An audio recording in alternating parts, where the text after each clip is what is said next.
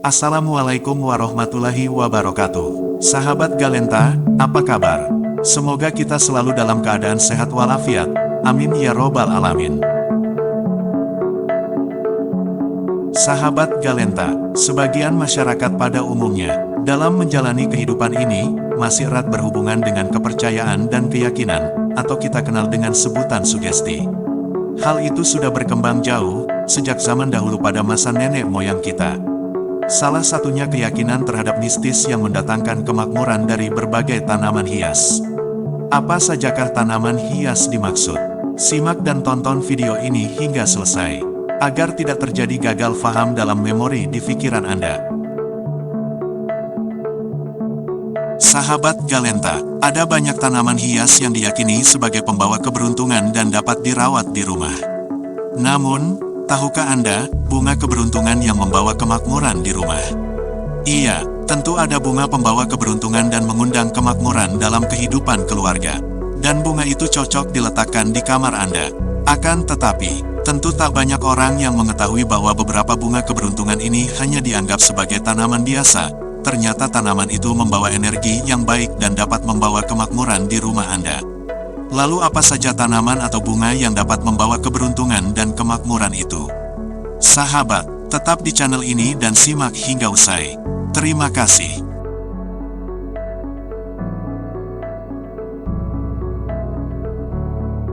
Pertama, bunga peace lily.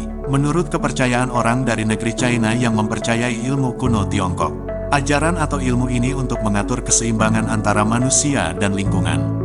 Biasa dikenal dengan sebutan Feng Shui.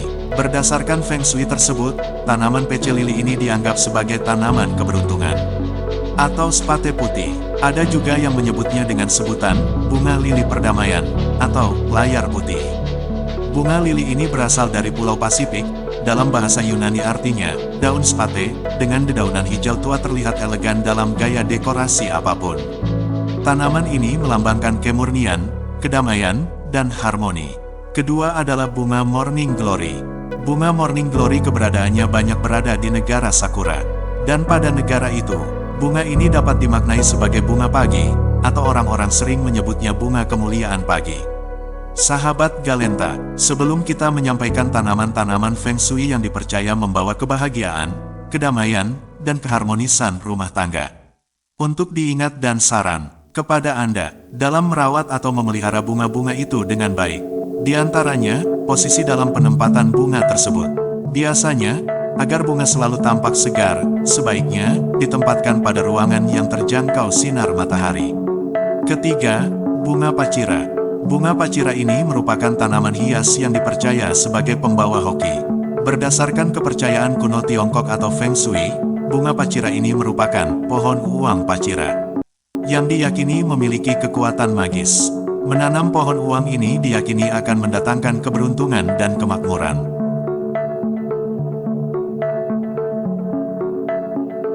Keempat, tanaman berikutnya adalah tanaman yang tak ada pohonnya, yaitu aloe vera atau bisa kita sebut dengan nama lidah buaya. Tanaman yang satu ini tentu juga tidak kalah penting dari tanaman lainnya. Berikut adalah berbagai manfaat dari menanam lidah buaya. Jangan sepelekan tanaman satu ini. Lidah buaya atau nama latinnya disebut aloe vera ternyata juga banyak menyimpan misteri. Sahabat, aloe vera atau lidah buaya ternyata sudah sejak zaman kuno, telah dipercaya berkhasiat dalam berbagai cara untuk pengobatan. Bahkan tanaman yang tanpa pohon ini pun sering disebut-sebut sebagai tanaman keabadian. Sebagian orang hanya berpendapat, lidah buaya sekedar untuk bahan pembuat sampo dan sebagai tanaman hias, serta dibuat manisan. Masyarakat Indonesia umumnya menganggap lidah buaya hanya dapat mengobati luka. Namun, bangsa Mesir kuno justru menganggapnya sebagai tanaman keabadian. Begitupun kepercayaan dari sejumlah budaya dunia pada masa lalu. Hingga kini, khasiatnya juga diakui. Selama beberapa milenium, lidah buaya telah digunakan untuk merawat berbagai kondisi medis, dari obesitas, luka bakar, dermatitis, bisul, asma, diabetes, jerawat, bahkan kusta. Sebanyak 95% kandungan aloe vera adalah air, 5% lainnya adalah zat-zat berkhasiat. Sahabat Galenta, tanaman yang satu ini juga sangat istimewa, karena memiliki lebih dari 200 senyawa bioaktif, seperti mineral, enzim, vitamin, asam amino, dan polisakarida. Yang kesemuanya itu bermanfaat untuk meningkatkan penyerapan nutrisi dalam tubuh. Lidah buaya juga ternyata kaya akan kalsium, zat besi, zinc, magnesium, tembaga, kalium, dan mangan. Dari kesemuanya tentu bersifat antiinflamasi dan antibakteri yang dapat membantu detoksifikasi tubuh, serta mendukung sistem kekebalan pada tubuh kita. Tak hanya itu, aloe vera juga kaya vitamin B12, yang biasanya hanya ditemukan dalam makanan hewani, yang tentunya penting bagi tubuh dalam penciptaan sel darah merah baru, sehingga sangat baik dikonsumsi bagi mereka yang vegetarian. Lidah buaya ternyata juga dapat tumbuh di negara Afrika dan bagian di negara Timur Tengah.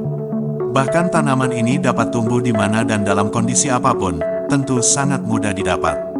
Sahabat, berikut khasiat dan keajaiban lidah buaya yang telah dibuktikan pada masa peradaban terdahulu. Pada masa peradaban penduduk Mesir menganggap lidah buaya sebagai simbol suci. Jika digantungkan di pintu, benda itu diyakini akan melindungi penghuninya dari fitnah dan pengaruh-pengaruh jahat. Tak hanya itu, lidah buaya ternyata diyakini dapat digunakan dalam produksi papirus untuk obat TBC. Selain khasiat obatnya, tanaman tanpa batang, dan hanya berbentuk daun hijau yang tebal ini, diyakini juga dapat menarik kemakmuran dalam energi positif.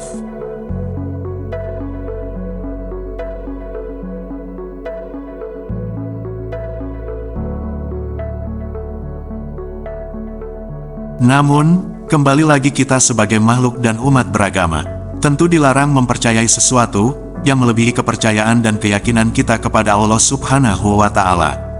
Jangan sampai kita semua terjebak dan terjerumus dalam perbuatan syirik, karena syirik adalah termasuk di dalam perbuatan dosa besar.